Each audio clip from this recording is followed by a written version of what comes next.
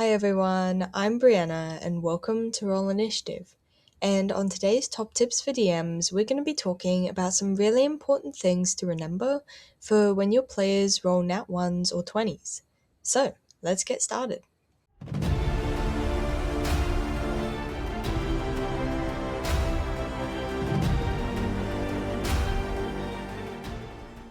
So starting with nat 20s, I think it's very important to remember that even if your players roll a nat 20, then it doesn't mean it has to be an automatic success, such as if they're trying to do something that's unreasonable, such as walking up to the BBEG and telling them to surrender, and then rolling a nat 20. It doesn't have to be a success. You don't have to give your players everything really easily if they roll a nat 20.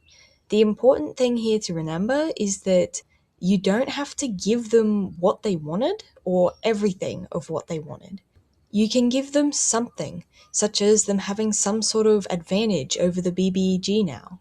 Or you can give them a win, just not the win that they were expecting. This way, your players still feel rewarded for getting a nat 20, and they still feel like something good happened, even if it wasn't exactly what they expected. And it also means you don't have to feel like you need to grant whatever crazy fantasy your players come up with if they happen to roll a nat 20. Now, I think the most important thing with nat 1s is to remember that you're not punishing your players. It's not their fault that they rolled a nat 1, and while it means that they failed, that's not a bad thing, because it's meant to be fun. Failure is an experience to learn. And I think it's important as the DM to try and let it be an experience that your players will learn from, remember fondly, or just think is really funny. Because a few things to remember is that it can be a learning experience. If your player rolls a nat 1, then their character could make a mistake, and then maybe they can learn from it.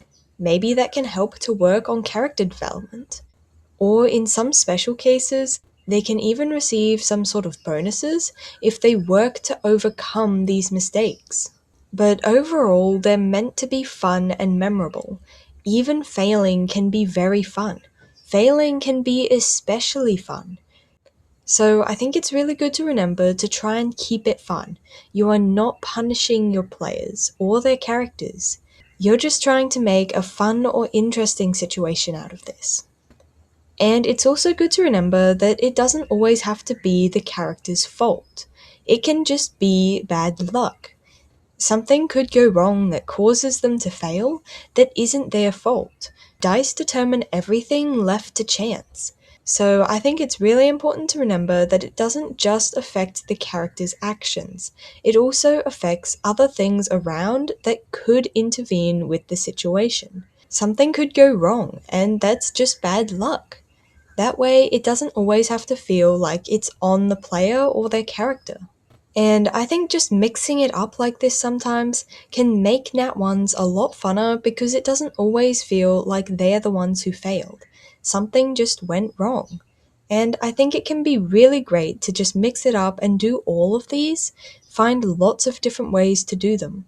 Because if they're always the same, then your players are going to get tired of them. But if you can make them as varied and interesting and fun as possible, then, well, some players actually look forward to rolling nat 1s because they can be really, really fun. But there we go, that's the end of this video, and thank you so much for watching. I really hope that it was helpful and that you enjoyed it. And if you have any tips or tricks that you use for when your players roll nat 20s or nat 1s, then I would really like to hear them in the comments. And if you enjoyed the video, then I'd be really grateful if you'd consider giving it a like, or even subscribing to my channel. But as always, thank you so much for watching, and I hope to see you next time.